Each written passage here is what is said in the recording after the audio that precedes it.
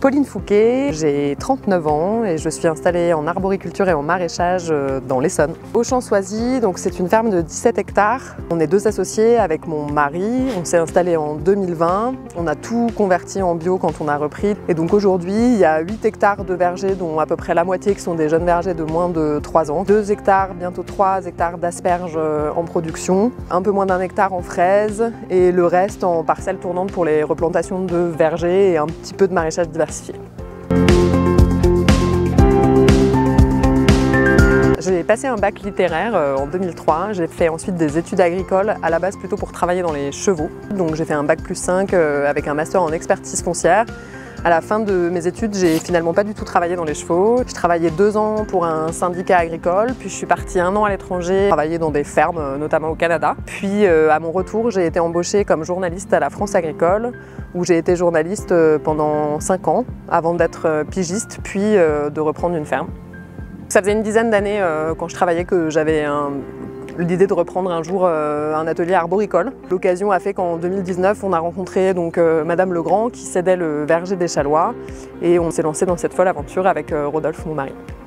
Après presque 10 ans à travailler pour les agriculteurs, j'ai eu envie de prendre ma part et d'être vraiment active dans l'agriculture française. Juste après mon bac littéraire, je suis rentrée dans une école agricole qui s'appelle l'IEDREA. Et donc ce diplôme m'a permis d'acquérir la capacité professionnelle agricole, ce qui fait que j'en étais déjà détentrice au moment où j'ai choisi de m'installer.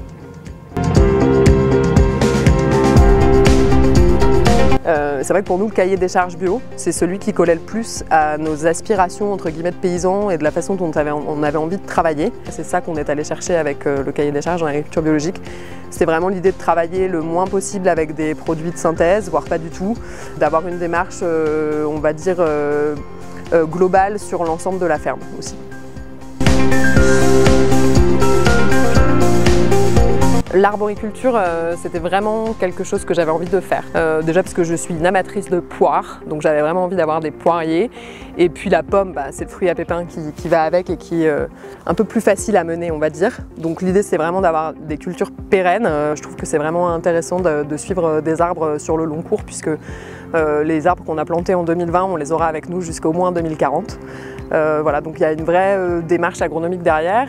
Et quand on a repris ce verger, on a cherché comment on pouvait assurer un revenu tous les ans, puisqu'on sait qu'en arboriculture, on peut avoir des gros coups de grisou qui font qu'on perd 50, 60, 70, voire 80% de la production. Et donc l'idée, c'était de pouvoir diversifier en ayant des cultures qu'on serait sûr d'avoir tous les ans. Et c'est pour ça qu'on a planté une aspergeraie et une fraiseraie.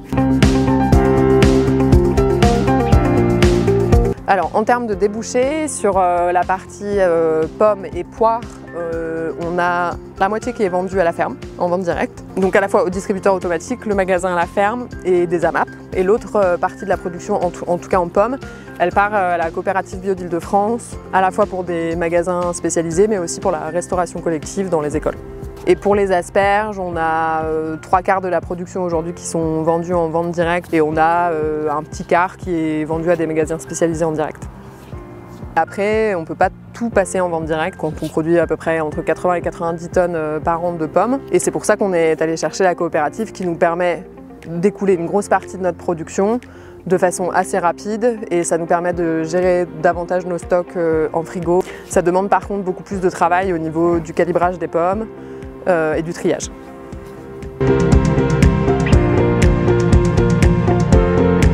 Je suis très contente de m'être installée il y a 5 ans. C'est vraiment quelque chose que j'avais envie de faire. Le matin quand je me lève, je suis heureuse d'aller dans les vergers ou dans les parcelles maraîchères. C'est vraiment une qualité de vie hors du commun, même si c'est vrai que c'est énormément de travail et parfois un peu de sacrifice, mais c'est ce qui fait la passion du métier.